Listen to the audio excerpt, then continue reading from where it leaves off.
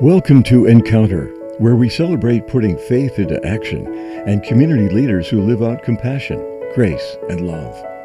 We're a program of the Broome County Council of Churches that addresses food insecurity through CHOW and the Greater Good Grocery, provides hospital and jail ministry, builds wheelchair ramps, and assists neighbors with transportation and shopping services through Faith in Action volunteers. We invite you to the conversation. Encounter your neighbors as we learn to walk together in love and kindness. Good morning and welcome to Encounter. I'm your host today, Joe Sellepack, Executive Director at the Broome County Council of Churches. 2009, when I was fairly new to the role of being Executive Director, we had the mass shooting at the American Civic Association. At that point, I became aware of the work of the Crime Victims Assistance Center as they tried to help the folks that were the victims of that mass tragedy cope with their lives, put their lives back together. And the council helped by raising money and by assisting in many different ways as the folks began to put their lives back together again. But one of the things that we realized was that we had to work very closely with the Crime Victims Assistance Center because they were offering the counseling, and the folks there did an amazing job. They really did in helping people, and they've continued doing that work. They've been doing it for many years. And to help us understand a little bit about what they do, and also a special project that they have going on to help build a wall of remembrance for folks who have lost loved ones, are two people. I have Schuyler Savage, who is an Eagle Scout. He's doing some work. Welcome to Encounter today, Savage.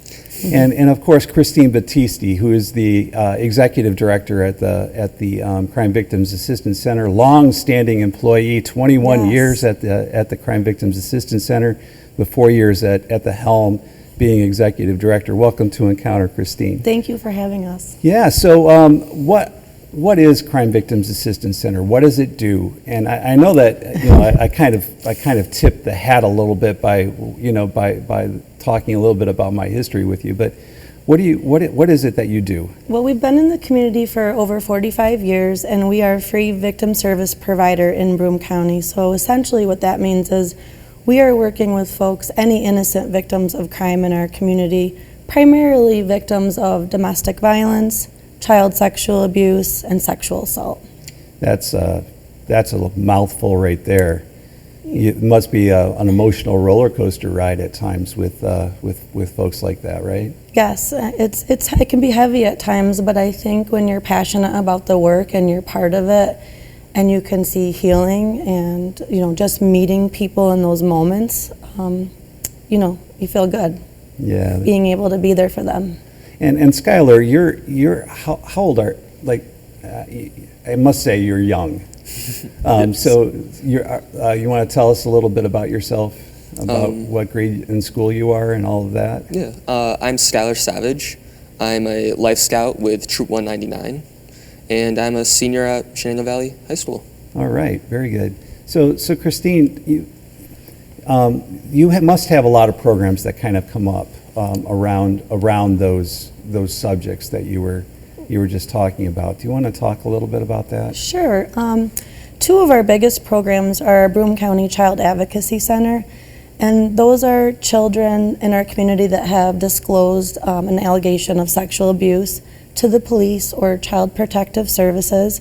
And when those kids make a disclosure, our response in Broome County is to bring that child to our center, where we have a team, a multidisciplinary team, that consists of law enforcement, Child Protective Services, advocates, nurses, doctors. Everyone kind of wraps around that child and interviews them in a childlike setting, and it really just reduces the trauma that child has to experience, reduces the number of times they might have to tell their story, and it also just gives them that support for their family through that process. So you said a child-friendly environment. So what does that look like?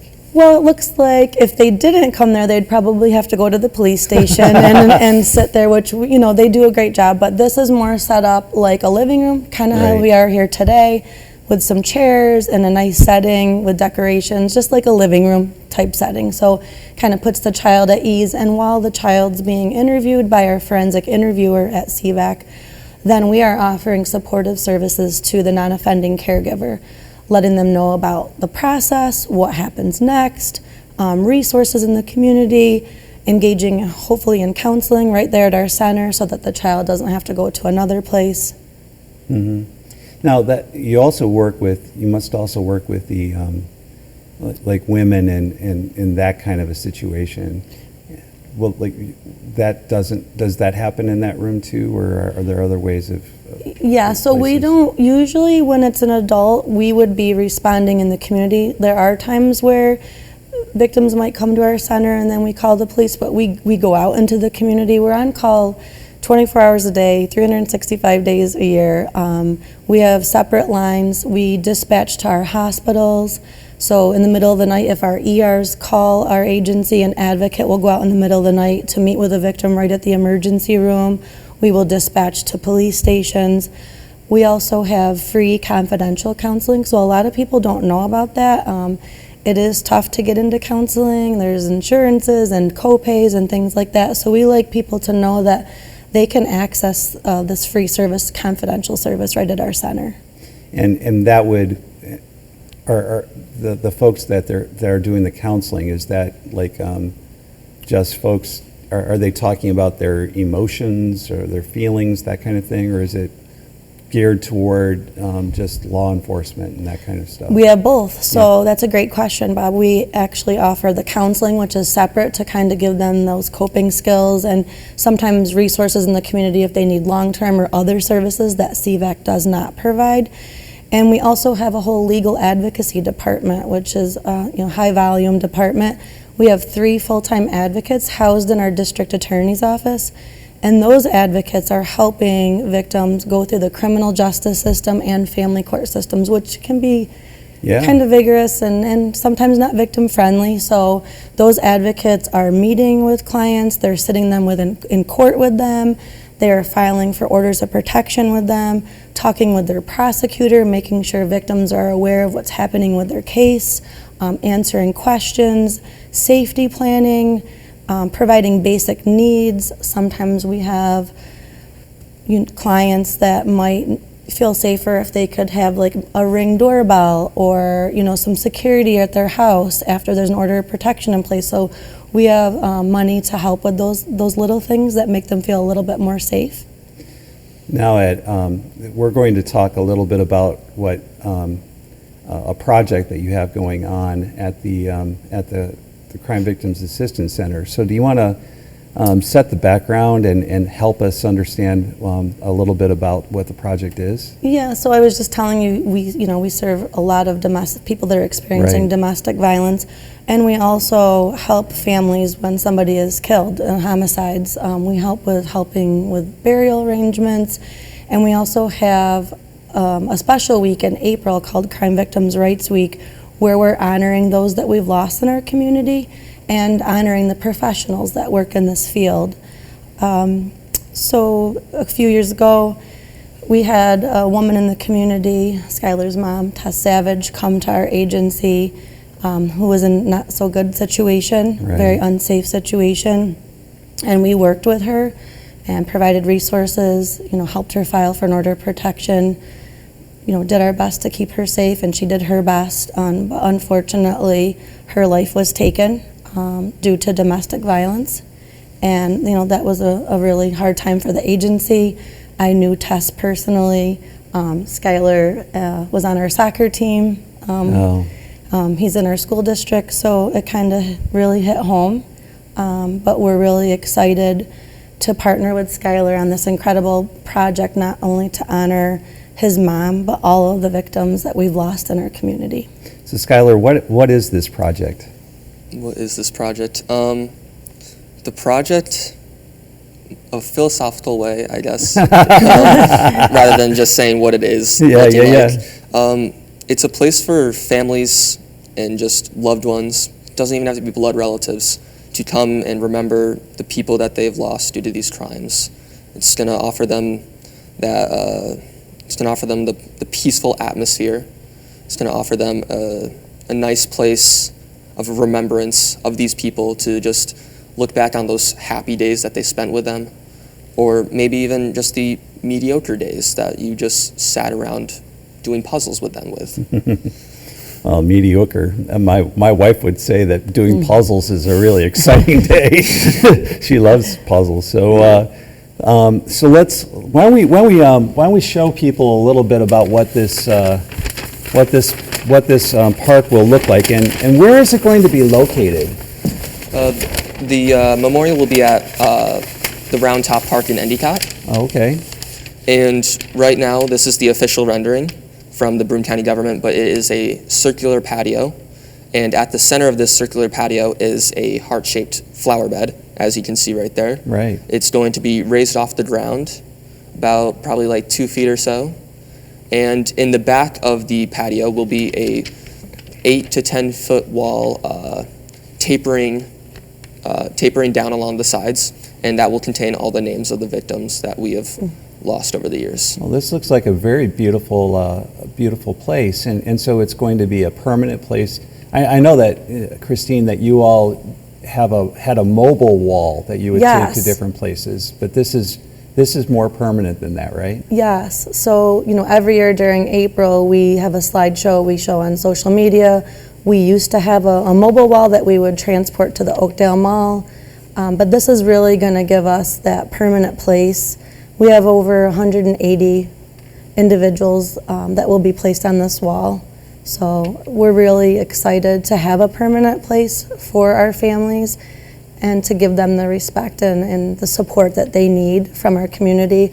And I can't say thank you enough to Schuyler and Jason Garner's whole office that generously donated the funds to complete this wall, because without all of that and Schuyler's fundraising efforts, I don't think it would have been possible. So Schuyler, how much of the design did you have a place in? Oh my. I would. I don't want to take all of the credit, but I did have a big impact on it, I will say. Well, and I would imagine that it was partly because of it being an Eagle Scout project, but then also because of what happened to your mom. Mm-hmm. Yeah, Yes. I love the heart. I think that's a great piece of it. Thank you. Want to talk a little bit about that? Is that your heart right there? Yeah, I came up with that heart.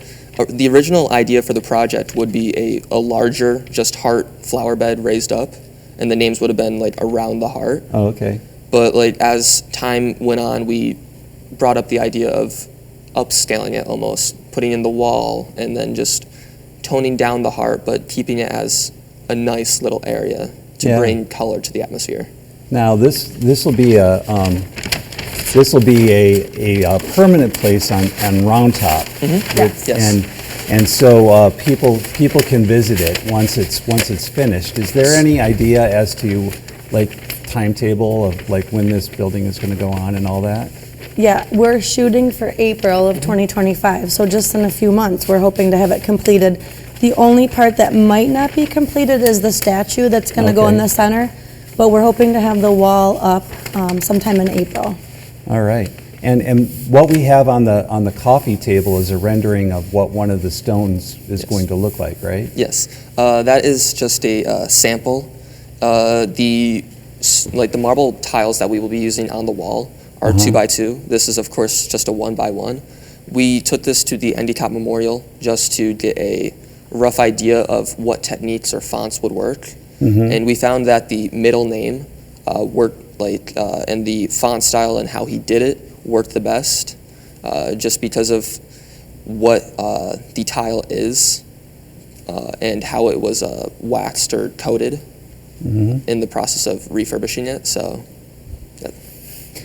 My guests today are Schuyler Savage and Christine Battisti from the Crime Victims Assistance Center, and also an Eagle Scout project that's going on. So, Schuyler, do you want to fill us in on what an Eagle Scout project is? Yeah. So an Eagle Scout project is one of the last steps one takes to become an Eagle Scout. Right. I'm currently a life rank, and what the Eagle Scout project is it's a project that is that you're drawn to, something that the scout would love to do, but it has to have a benefit to the community. Right. It can't just be like, oh, I really love to do this, let me go do it. There has to be some sort of benefit that either a beneficiary like CVAC or maybe even a library or a park could use throughout the year. Well, and this seems like it hits a lot of different those different categories, right? Yes. Yeah. So, what's it going to be like having a permanent wall to honor victims of I still feel like it's not real. We've always wanted a place, and I said it earlier, we couldn't have done this without Schuyler and the county executive and his team.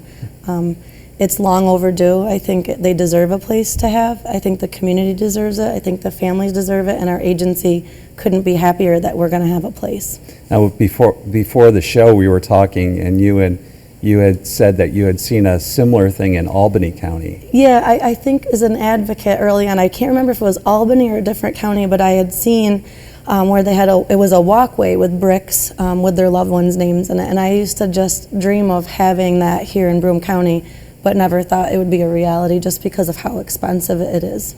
Well, it is expensive. So you want to talk a little bit about that there, Mr. Schuyler? Yeah. So my portion of the project alone, we are shooting to raise $25,000. Last time I heard, we were currently at $20,000 out of the said $25,000. All right, and that must be a daunting thing for, especially when you start thinking about it, like $20,000. If you compare it to like the Binghamton budget, isn't much, but but it is a hard thing to raise, right? Yeah, very hard. Yeah, and how can people donate to this? Where would they be able to do that if they would like to? Great question, Bob. So right on our website, www.cvac.us, there's a tab that says Crime Victim Memorial Wall. You can click on it. It'll talk a little bit about Schuyler, the project, and you can donate right online. If you don't feel comfortable doing online donations, you can certainly come to 377 Robinson Street, Binghamton, New York, and drop off a check. We'll take all donations. We've done a great job so far. Schuyler's done an amazing job. We had a huge fundraiser with the Binghamton Black Bears that brought in over like $12,000.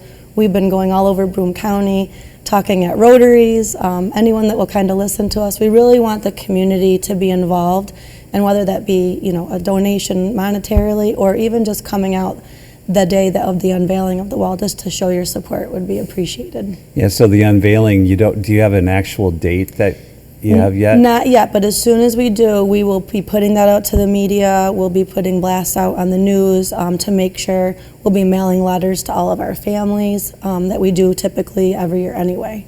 Yeah, so it'll be at Round Top. Where is Round Top located? It is in Endicott, New York, and it's way up on top of a hill, like off of Main Street. Not too far off Main Street, though. I would say like maybe half a mile. But it's a beautiful park. The county's done a great job at cutting down a lot of the trees, so you can kind of overlook all of Broome County. It's really pretty. So will this be at the top of Round Top? So from there, like I remember at Rotary yesterday, Tuesday. Yesterday is Wednesday, so it's it's kind of days are getting beyond me right now. So, and I'm old too, so everything looks the same anyway. So at Rotary, you said that that it would be part of a beautiful view too, right? Mm-hmm. Yes. So it's positioned where where the patio opens up, it would be directed over the river. And what the county has done is they've knocked down all the brush, all the branches, anything in the way, giving a beautiful scenery of the mountains and the river and just an overlook of the county. Yeah, and the flowers that you're choosing, or the flora and fauna for the garden itself, are you going to kind of look at seasonally, like how it's going to progress through the year, that kind of thing? Yeah, we'll definitely be keeping seasons in mind. We may, depending, look at flowers that might not have as much of an impact throughout the seasons, like something that can stay throughout. But we will definitely be taking the season in mind. So it would be a nice place for somebody to just sit and even if they haven't lost a loved one to domestic violence, it would be a good place for the community to sit and remember that these folks have had that our community itself has this problem. Yes. Yeah. And to keep in mind too that although the goal is $25,000, we're going to keep the wall project open. And as we continue, unfortunately, to have new families each year, CVAC will then absorb the cost of that, of making sure that that family's name is engraved on the wall. And, unfortunately, it's February of 2025, and we've already had 4 homicides just this past month, in Broome County. Now, let's shift just a little bit. So as you're talking about domestic violence and in situations like Schuyler's mom, how has the community helped to reduce or eliminate these types of problems? Like what steps do we go through? I feel like we're behind, but we're getting there, and I'm really excited. Yesterday I was at a meeting. The governor is really pushing a lot of initiatives around the state. Actually, Broome County is one of 20 counties that was selected based on our statistics in the city of Binghamton and Johnson City specifically for domestic violence. So we are going to be getting a grant, which starts April of this year, where we are going to be looking at how we're responding to domestic violence. We've recently piloted a LAP program with the Broome County Sheriff's Department this past year. And what that program does is it's called a lethality assessment program. So when an officer is on the scene, they screen the victims asking a series of questions. They're evidence-based. They were designed by Jackie Campbell years ago, and we're using that platform so they answer the questions, and if they score high, they're immediately calling crime victims to put an advocate right on the phone so that victim can talk to them right in the moment. And we're seeing in other counties that there's a 94% engagement rate from victims, because if you're not engaging right in that moment, sometimes the police might do their job at the scene, tell them about a resource, but then we don't hear from that family. So it's really imperative that we make that connection as quickly as possible to let that victim and their family know that there's help. And a lot of the victims' families may have an, I hate, not adverse, I don't know if that's the right word, but they might have a strained relationship with the with official channels like police and other kinds of things like that. How do you work around that? If a family member has those feelings, we will do whatever we can. There's been instances where we can go to other police agencies, and not always does a victim have to make a police report. That's their choice. We give them their options, and it's up to them. So we will continue to do safety planning. Like I mentioned earlier, sometimes going to family court and getting an order of protection can safeguard that victim without involving the police. So it's really a case-by-case basis, and we like to have the victim's input. It's their choice. Well, of course. And you're wanting them to have a little bit of agency in the process, right? So that's a step toward actually healing, is by letting them be a part of that, right? And building the trust, A Right. lot of victims are scared, they're uncertain of what happens if they come forward. Is the person going to be held accountable? Maybe they're afraid to tell. They still see some good in that person. There's a lot that goes into that. But our job is to meet them right where they're at and make sure that they feel supported and make sure that they know that their community supports them. And if they do choose to file a police report, that we're going to help them through that process. Right. Which can be scary for victims. Well, it can be. And you can, anyone. And you can actually see the result of that by what happened with Schuyler's mom. I mean, the idea that even after an order of protection has been placed, that the person is still vulnerable. Of course, that we say that when we're working with clients, that an order of protection is just one thing. It's not bulletproof, it's not complete safety.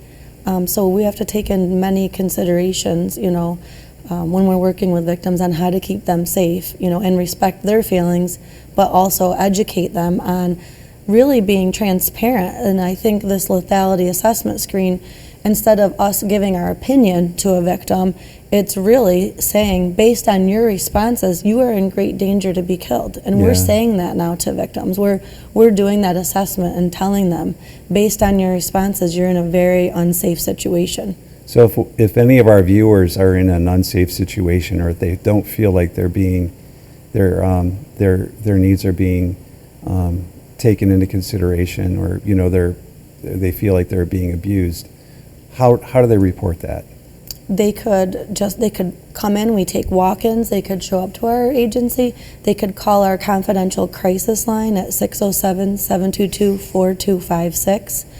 We're confidential. We're free. Just because you may come to us doesn't mean that you have to make a report or take it any further, but it might be just nice to come in and let you know that you're supported and give you the options that you might not know that you have.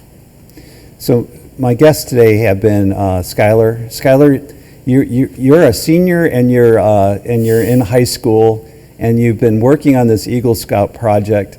What's next for Schuyler Savage? Where are you headed? After this is all over, which will be a little sad to, move on, I guess, in a way. I'll be heading to Broome County Community College to pursue a pharmaceutics major. Okay. I'm planning on it, at least. Excellent. Well, and Christine, if people want to donate, what is your the best way to do that online? Just go right to that www.cvac.us Crime Victims Memorial Wall Fund tab, and it will pull it right up, and you can donate. And they'll be able to find that right off of your website. I did it while I was sitting inside of my car this morning. So you can go right to the website, or you could come in person and talk to us. And also, just not even monetary donations. If anybody's listening and you have it on your heart to be involved, we have a lot of volunteers that get trained at CVAC to work on our phone lines, to be an advocate, because it really takes more than the 28 staff that we have to provide the services that are needed in this community.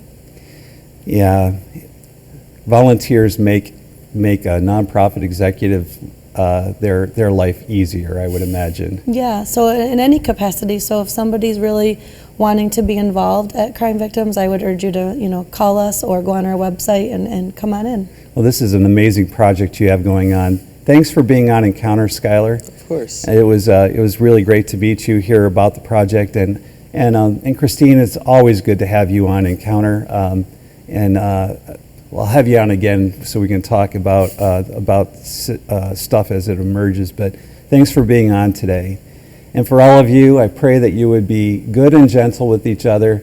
Have a great Sunday.